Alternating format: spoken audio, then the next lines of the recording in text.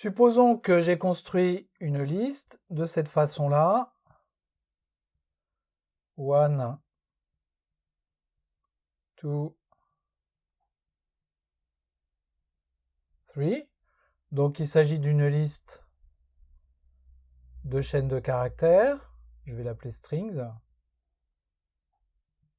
Et je veux en faire une liste qui soit mutable. C'est-à-dire que cette liste, je veux pouvoir en faire par exemple une EureList. C'est quelque chose que je peux faire parce que sur EureList,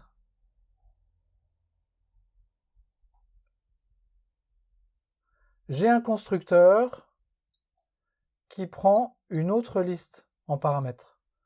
Donc si je fais new EureList et que je passe cette liste immutable en paramètres, ça va me retourner une autre liste de strings qui est en fait une copie de la première.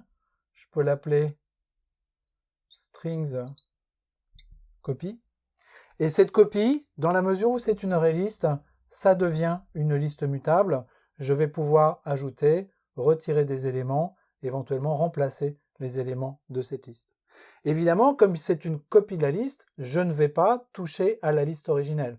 C'est-à-dire que la modification de strings copy ne va pas entraîner de modification dans la liste originelle strings. J'ai un pattern équivalent pour les sets, étant donné que la classe h7 prend également un constructeur qui peut prendre une collection en paramètres. Donc je peux construire un h7 à partir d'une collection immutable, en l'occurrence une liste, et il en va de même pour triset.